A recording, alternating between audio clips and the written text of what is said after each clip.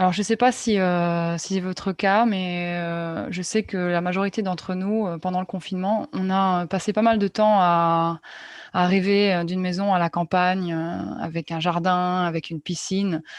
Alors que, dans la vraie vie, la majorité d'entre nous vivent, dans un 2 pièces, et le petit balcon qu'on a, si on a de la chance, il est déjà occupé par un vélo ou par d'autres objets. Alors, pour compenser, certains ont rechangé la disposition de leur salon plusieurs fois ou ont passé des heures sur le site, d'IKEA à s'imaginer, vivre dans un grand espace. Alors personnellement, c'est aussi, ce qui m'a aidé à tenir le coup et visiblement je ne suis pas la seule parce que, ces réaménagements intérieurs, ils sont également ce qui a permis à IKEA de, tenir le coup pendant cette crise. En effet, la IKEA a déclaré que ses ventes en ligne, elles avaient explosé pendant le confinement. Heu, le site a enregistré, 1 000 000 de connexions en plus, pour un total de 3,6 milliards de visiteurs, pendant toute la durée du confinement. Pendant l'exercice, 2020, les ventes, en ligne, elles ont augmenté de 60 alors qu'elles avaient déjà augmenté de 48 pour l'exercice 2019.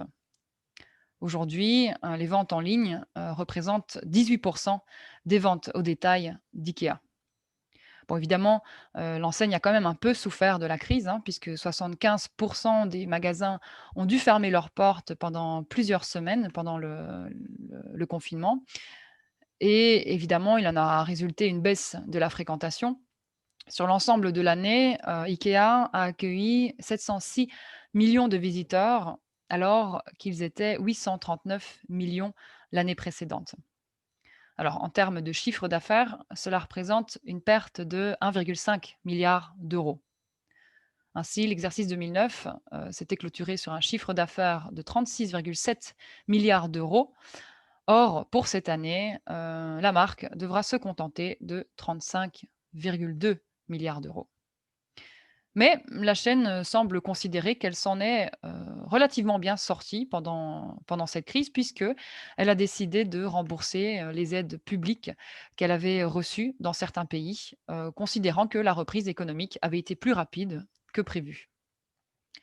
Bon, en fait, je vous dis tout ça, mais je ne pense pas que vous soyez, particulièrement inquiet quant au sort, du géant suédois.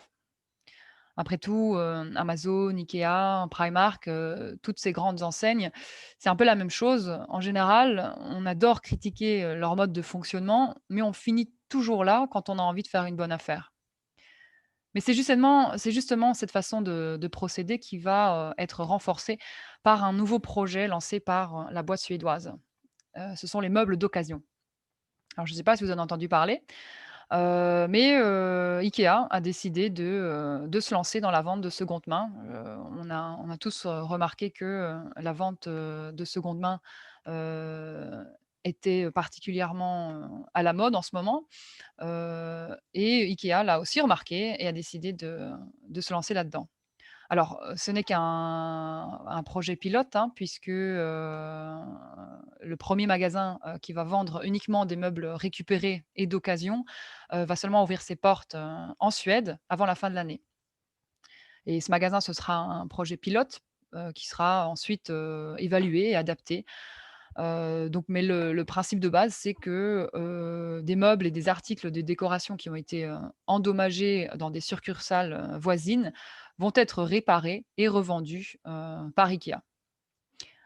Alors en 2019, IKEA avait déjà lancé un projet de location d'articles.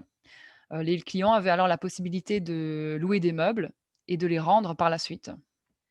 Bon, j'avoue que j'ai un peu plus de mal, à saisir le concept. J'ai un peu du mal à imaginer, dans quelles circonstances, j'aurais besoin d'un meuble pour une durée limitée pour ensuite aller le ramener. Mais bon, c'est une idée et quoi qu'il en soit, cela montre en fait que, IKEA est déterminé à atteindre des objectifs environnementaux. Parce que, déjà en 2019, lors de la COP25 à Madrid, l'entreprise avait annoncé vouloir devenir une entreprise positive pour le climat avant 2030. C'est-à-dire qu'elle voulait réduire davantage d'émissions de gaz à effet de serre que, sa chaîne de valeur en produit. D'ici 2030, le détaillant veut avoir diminué de 70 son impact sur le climat et vise à n'utiliser que des, matériaux renouvelables ou recyclés.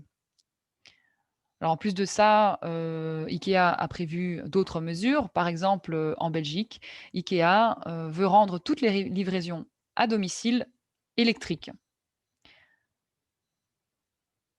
Par ailleurs, dans les magasins, les consommateurs pourront trouver des produits, dotés d'un label vert, un label qui indique que ces produits font partie d'une gamme durable. Par exemple, IKEA, assurera que son coton provient de sources durables et le bois utilisé pour les, matériaux, pour les meubles, pardon, devra être 100 certifié FSC. Alors, évidemment, ces mesures, elles ont un coût et IKEA a déjà investi 3,8 milliards d'euros pour la durabilité jusqu'à aujourd'hui.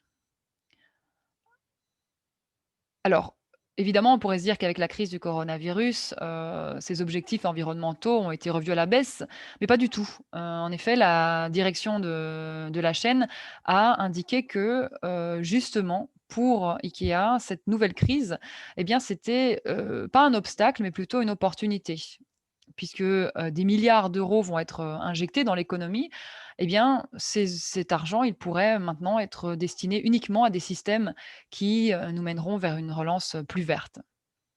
Voilà, donc comme vous voyez, il y a beaucoup de changements annoncés chez IKEA, ce sont des, objectifs ambitieux et cela va peut-être, pousser certains consommateurs, nous, à changer, aussi nos habitudes et peut-être qu'on va enfin réussir à ne plus sortir, d'un magasin IKEA, avec, une bougie parfumée qui finit fatalement, au fond d'un tiroir.